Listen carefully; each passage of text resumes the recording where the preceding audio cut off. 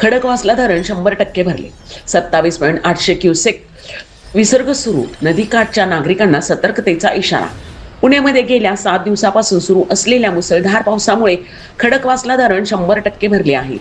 धरणातील पाणीसाठा पूर्ण क्षमतेने भरल्यानंतर आज धरणातून सुमारे 27.800 क्युसेक वेगाने पाण्याचा विसर्ग सुरू करण्यात आला आहे. या वाढ विसर्गामुळे मुठा नदीच्या पाणी पातळीत वाढ होण्याची शक्यता असून नदी पात्रालगत राहणाऱ्या नागरिकांना प्रशासनाने सतर्कतेचा इशारा दिला आहे. नागरिकांनी नदीपात्रात किंवा नदीकाठच्या परिसरात जाणे टाळावे, तसेच प्रशासनाच्या सूचनांचे पालन करून सुरक्षित ठिकाणी राहावे असे आवाहन करण्यात आले आहे. दरम्यान धरण क्षेत्रात अजूनही पावसाचा जोर कायम असल्याने परिस्थितीवर प्रशासनाकडून सातत्याने लक्ष ठेवण्यात येत असून आवश्यकतेनुसार विसर्गात बदल केला जाऊ शकतो. प्रकारे काल रात्री 27,000 क्युसेसनी पाणी सोडले, काय सांगतो? आम्हाला पहिल्यांदा रात्री 11च्या दरम्यान मेसेज आला की बाबा ते हळूहळू टप्प्याटप्प्याने 6,000 ते 8,000 क्युसेकच्या दरम्यान पाणी सोडत आहेत. परंतु येणाऱ्या पावसाचं प्रमाण विचारात घेता पुणे मनपाची सिंहगड कार्यालयाकडील सर्व यंत्रणा आधीपासून आम्ही सुसज्ज होतो. कारण रात्री आपला जो नांदेड आणि शिवनेचा जो कनेक्टर ब्रिज आहे तो 7,000 क्युसेक पासून पाण्याखाली जातो. परंतु आपण खबरदारीचा उपाय म्हणून त्याला आपण रात्री 1 ते 1:30च्या दरम्यान संपूर्णपणे बॅरिकेडिंग करून टाकला होता. इव्हन आपली साईड आणि जी वारजे क्षेत्रीकर साईड ती त्यांच्या लोकांनी बॅरिकेड केलेली होती. आणि 2:44ला मी मेसेज वाचला की बाबा 22,000 पर्यंत किंवा 26,000 पर्यंत क्युसेकपर्यंत पाणी जाऊ शकतं. तात्काळ मी व माझी यंत्रणा आम्ही सगळे पहाटे 3 वाजता फील्डवरती हजर होतो.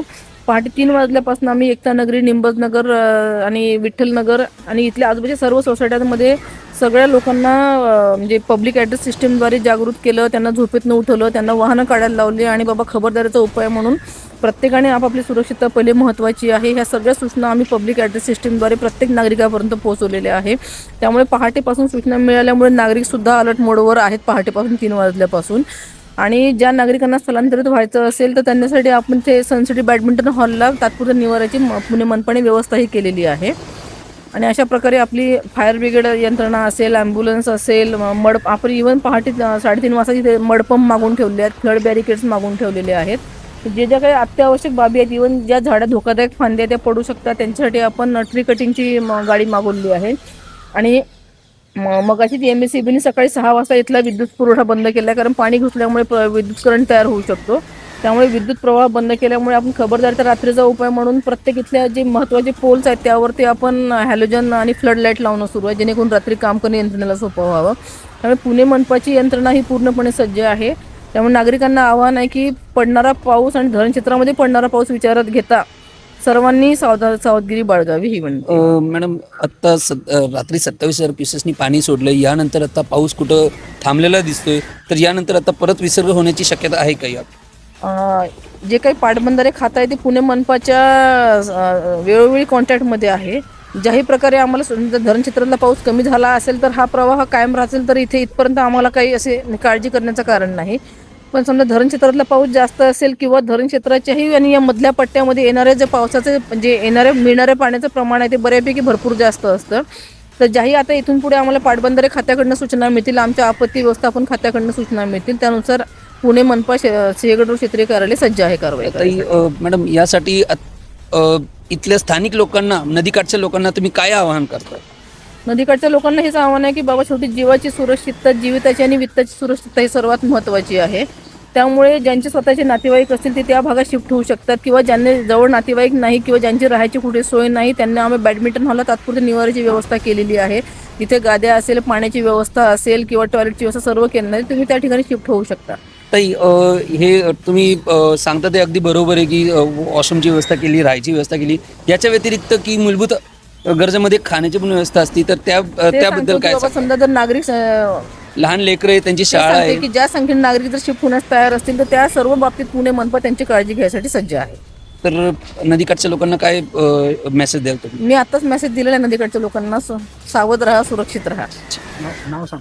प्रज्ञा पोद्दार, सहाय्यक महापालिका आयुक्त, सिंहगड रोड क्षेत्रीय कार्यालय, पुणे मनपा. धन्यवाद.